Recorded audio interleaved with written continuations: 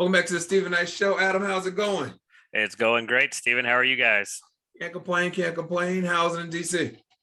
It's good. A little chilly today, but the weekend was perfect. It's Yeah. like spring has finally come back, but it's going to be a little chillier this week and then get back to the good weather. So, but yeah, really nice. And yeah, got outside as much as I could. Nice. Well, listen, I'll let you and Chike take away movie reviews. Sure thing. So I saw a movie actually last week, but wanted to talk about it since we didn't have a program last week called Everything Everywhere All at Once. And I know we've mentioned this on the show a couple times before, but this is a movie.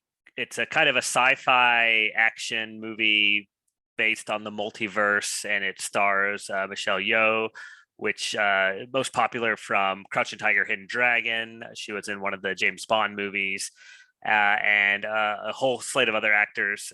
And she is a woman who works at a laundromat in California with her husband, and they live above the laundromat. And she's just kind of going through her life when she is going through an IRS tax audit, and that's when she learns she's part of this multiverse.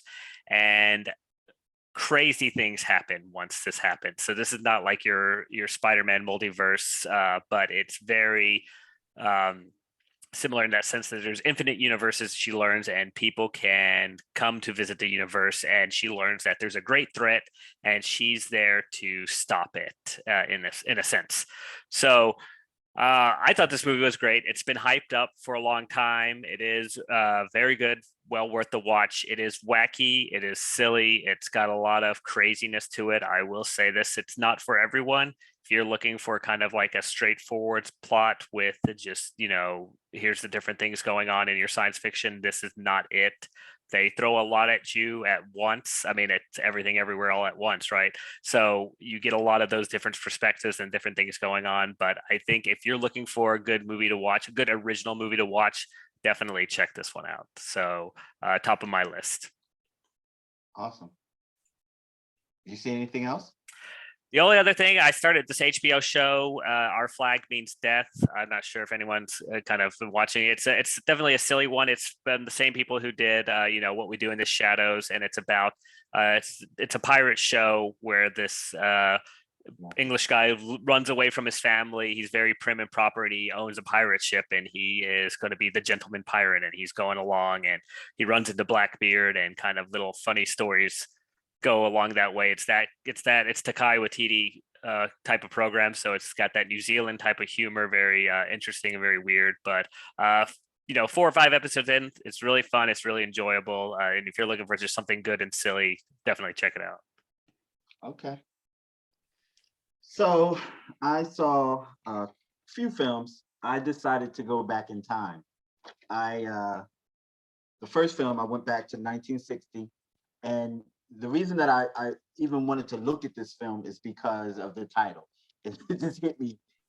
I passed for white, and so I was like, I have to watch this. I needed to see what it was about. I read the premise, the overview, and I just decided to jump in. So pretty much, this film stars Sonya Wilde and James Franciscus and Isabel Cooley. Sonya Wilde plays the lead character, and she's basically a biracial woman who's trying to survive in California. Her family migrated from Virginia to California. Her grandfather was white, her grandmother was Black, and her mother was a woman who could also pass for white, but she chose not to because she knew the ramifications if she was ever to be found out. And so the woman basically had issues being biracial. She didn't fit in anywhere. She didn't feel like she belonged anywhere.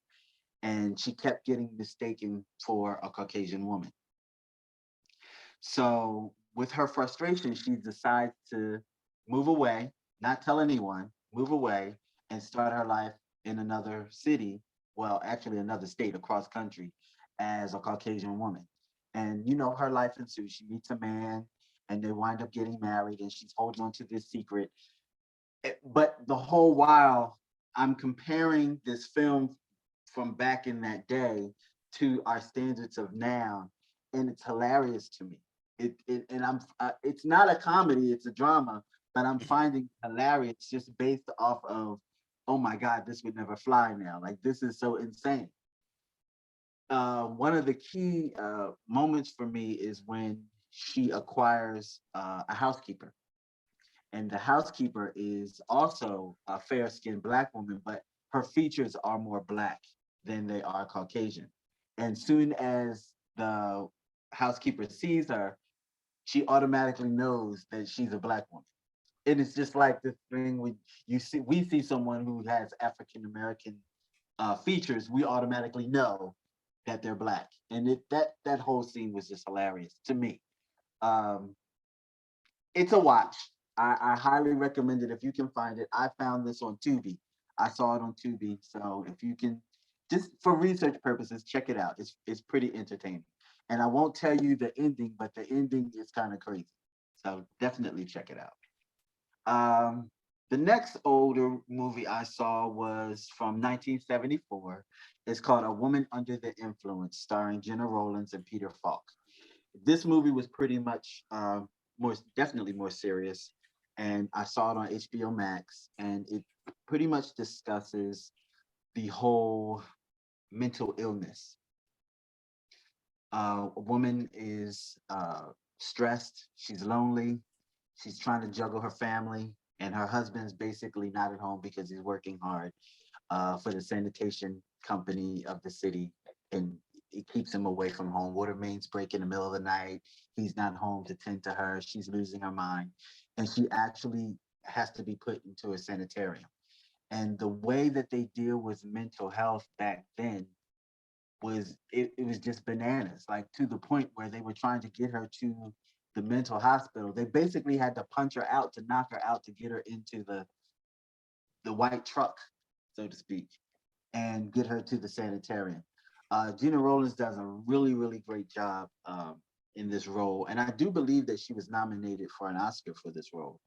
Um, I would definitely say check it out. It's one of her stronger performances. Not that she does weak performances. I love Gina Rollins. I think she's an awesome actress. But this was one of her better movies.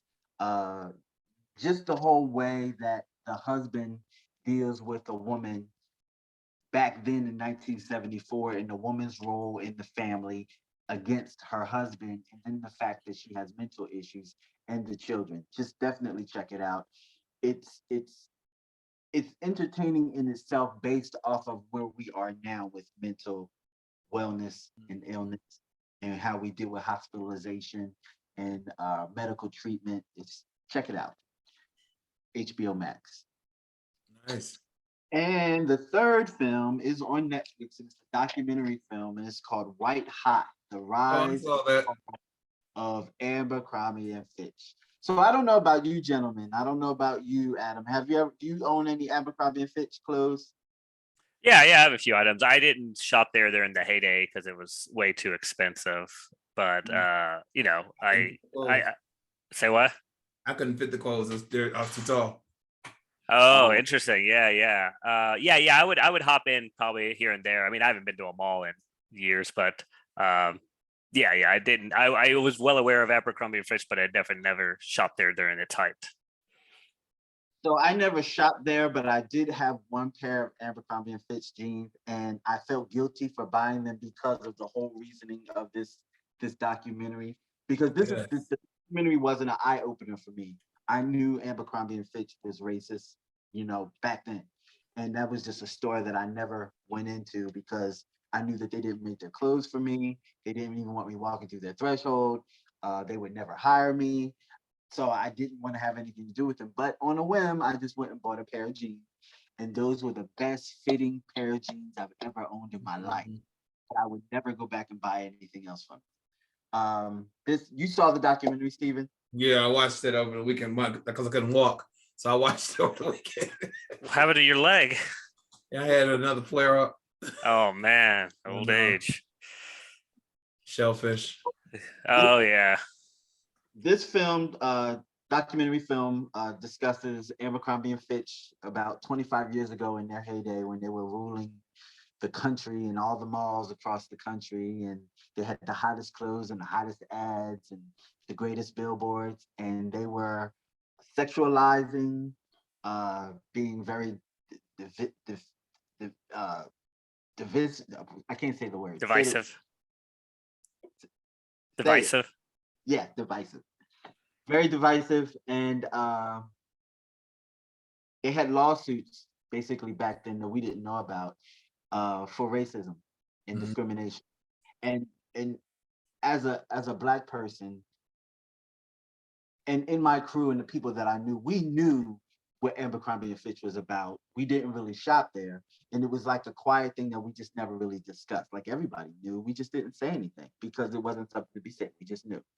But when you went into the store, it was just all American, washboard abs, all California, perfect bodies, long blonde hair, the college athlete, it was just very contrived.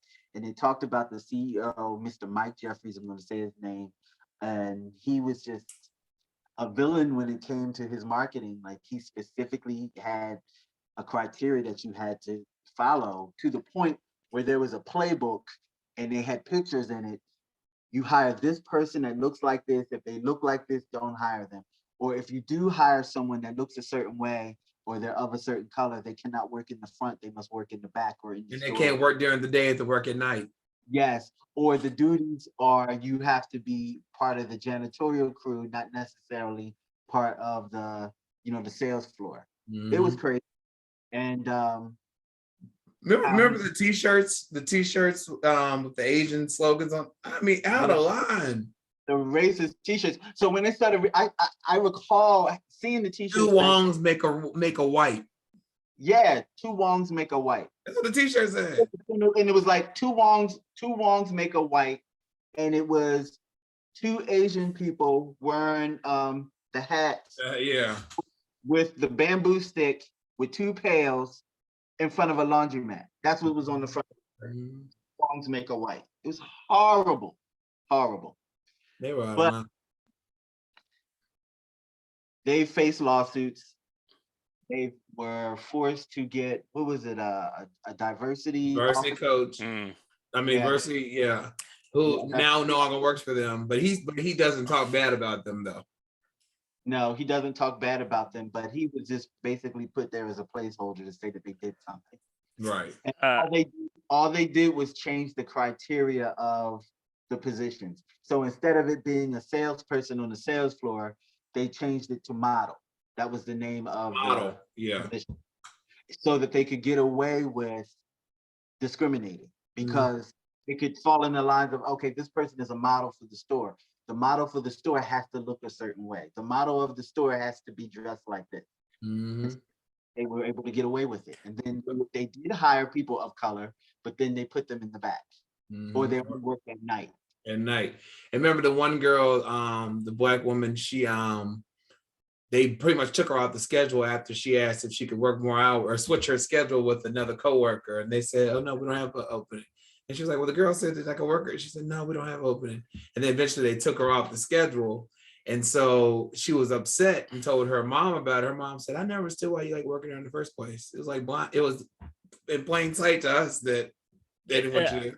Yeah. So was the documentary any good? Because I mean, this is all not new ground, right? Like we all knew this. Like there was, I don't think the documentary exposed any. I haven't seen it, but I assume it didn't expose anything that was like groundbreaking. So it exposed me because I didn't know nothing about the brand.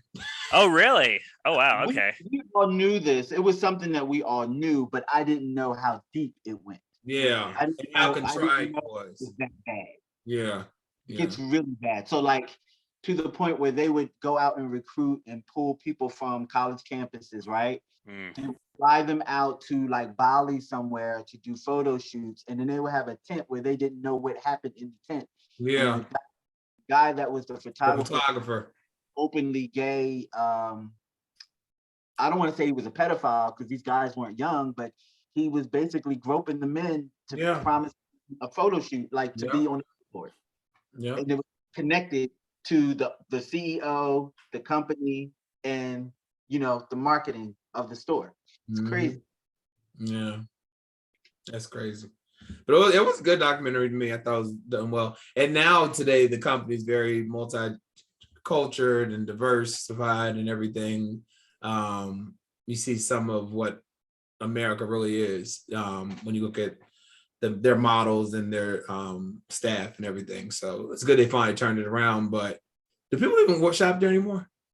No, that's why they said the rise and fall. I don't go to the mall anymore, so I don't know where. Right.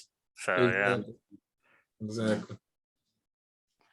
And that was the last movie I saw. And I do want to talk about a couple shows that I'm watching. Stephen, you and I just talked about The First Lady on Really Showtime good show, where it talks about Eleanor Roosevelt, Betty Ford, and Michelle Obama. And it's back and forth over their years and how they're connected as first ladies in the White House. It's pretty interesting. Yes. And I must add, it's executive produced by Viola Davis. So awesome. Is it? I didn't know she was like, okay, nice. Yeah. Very, very good. Is really that's the one that's getting all the she's getting the back? Is she the one that's getting the backlash for over in the first episode? But it's really not that bad. But in the second episode, I saw it last night. It wasn't as over the top. Yeah, it was actually really good. Yesterday's episode was really good. Michelle Pfeiffer is killing Betty Ford. I mean, she is killing that role. Like she does a great job. And Ellen, I think all three ladies do a great job with their roles. Yeah, Gillian Anderson. Every time I look at her, because I know what Eleanor Roosevelt looks like, and the fact that how she twists her mouth up, Eleanor Roosevelt, I was like, oh my gosh, she's really acting her ass off. Yeah. Do you watch the Lakers show on HBO, Winning Time? Winning Time, love it. Yeah, love it. They got 3 more episodes. Yeah, I'm trying to get one of the writers to come on the show. If I love that show. That show, I knew I was like when I first saw the trailer, and then I was like, oh yeah, it's out. And I binge watched the 5 episodes they had out, and then now watching each week. It's really good. I'm gonna wait till the season's out so then I can watch it all at once. But Kareem Abdul-Jabbar, he doesn't care for the characters. He said they're very one-dimensional, and they only show really one side of the people. Yeah, I read that article. Yeah, but I thought I like his character. Yeah, he said he didn't have a problem with the character. It was a weird complaint. He just said the show was boring, and it was just yeah. I think that was his way of kind of criticizing it without sounding like he was taking it personal. Yeah. Kareem Abdul-Jabbar is always to the left. That's who he is. They introduced Larry Bird in the last episode, and Larry Bird, if he's anything like that character on the show, he's a jerk. Well, that's the thing, dude. They obviously have to make the show exciting, so a lot of stuff's made up, right? Like they add a lot of liberties. So he is nasty. Yeah, but obviously people watching it know this isn't like historically accurate, right? Yeah. So I think he's taken a wrong exception with the program. Yeah, I think it's really good. I want to jump back to First Ladies for a minute, and because both Winning Time and the First Ladies are period pieces. And what I do love about the First Lady is that they incorporate real footage. Yeah. I love that. And I wish that Winning Time had did the same thing. But I do like that. Authentic. I like the way Winning Time edited, so it does look like you're looking back in that era. Like when you're watching the game, sometimes they show the clips. It does look like it's back in that day. And they did a good job of casting, I thought. Are you watching Atlanta? The new season? No, not yet. Okay. I will though. That's pretty good. It's a little weird because it's not the happening is not in the States. They're in Europe. Yeah. But it was always a weird show, so in a good way. Yeah. It is. But it's even weirder now that they're not in America. So Paperboy's actually on tour, so they're actually following all over Europe. Nice. And there's a new show on Amazon Prime called Outer Range, which is pretty good. It's I don't even know what it is yet. I think it's sci-fi. Interesting. Don't know. I saw Gia Roberts has a new show coming out on I forgot what network it's on, but I saw it. I keep seeing the banner That's another period piece, and she's a wife of government, a government official. Okay. Yeah. Yeah, I don't remember the name of the show, but yeah, it's coming out soon. If it's not out already. Yeah, coming out soon. Well, Yes. speaking of Viola Davis, her memoir comes out tomorrow, and she did and Oprah picked her to be in her book club, and she doesn't do memoirs typically in Oprah's book club, but they have an interview, a 48-minute interview on Netflix that I watched. Viola Davis has been through some stuff. Oprah said, "I thought I grew up poor. You grew up poor." I mean, she talked about at night, at being in bed, you can hear the rats running around the house. That you literally had to cover your ears because you could hear them chewing on her toys. She said she had this doll that had a porcelain face, and you could hear the rat chewing on the face. They would run up on the beds. She said a lot of times they didn't have food.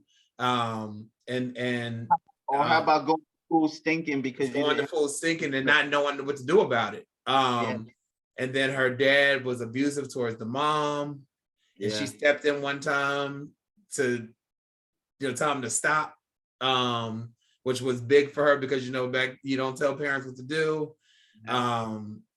But she made amends with both her parents, or her dad before he passed. I think her mom's still alive. But she talked about going to school and the guys, the kids, the white gentleman would taunt her, call her names, call her the N-word and all this stuff. She goes to school. And she said, but she had a smart mouth too, so she'd be running off, talking to them, flicking them off, and all this stuff. But it was just like, I remember I had a boss that once said that she didn't like Viola Davis because she's too intense. But if you know her story, you see why she's intense. But she said that when she was 29 years old, she decided that she wanted to have a different, better life for herself, and that's when she got into therapy. And she's been in therapy. But the one of the best stories is she was venting to one of her friends about how she keeps meeting a bunch of jerks when it comes to men that she's dating.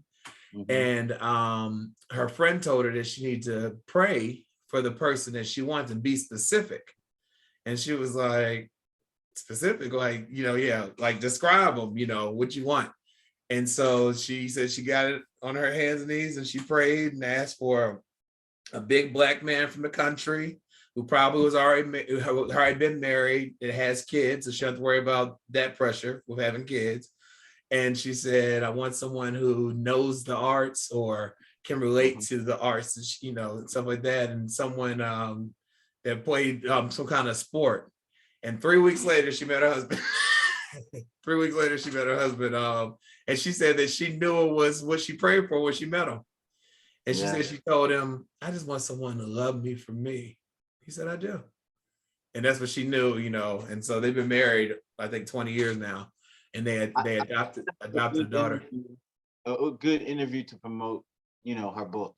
It was really good. It was really good. And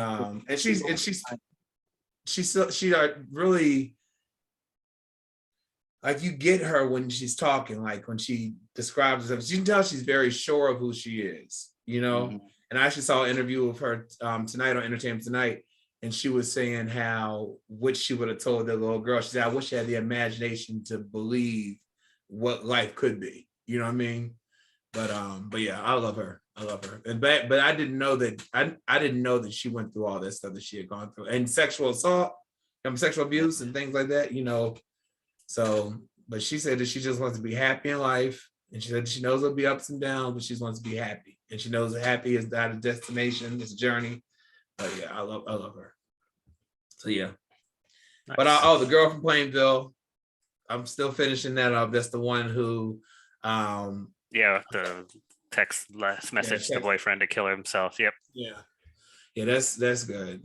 Because you watched that, you have to watch The Staircase because it's done in the same vein as that one. Okay, I'm gonna watch that. But yeah, there's a lot of good stuff on TV. Like, we were talking about this in Hot Topics, Adam.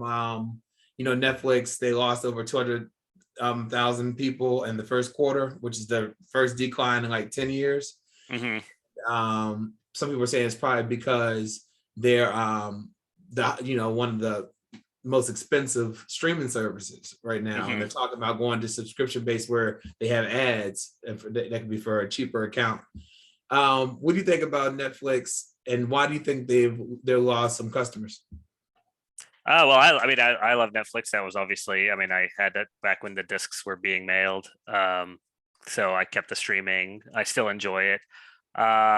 I think the loss is a lot of factors, but probably just competition. And also people are just getting out more. Like there's a lot of shows I used to watch regularly during the pandemic. Like every week they come out. I am so far behind on them because now I can go outside and I can do stuff. Yeah. And it's just, I think a lot of people are getting over that watching TV shows all the time too, because I'm not trying to jump into a new series right now because I'm like, why dedicate 10 hours? Yeah. Yeah. So, I mean, there's a lot of factors. I think they'll be fine. Obviously they're huge, but yeah, it's very interesting. I mean, it couldn't happen forever, right? They couldn't grow forever. So they made out good during the pandemic though.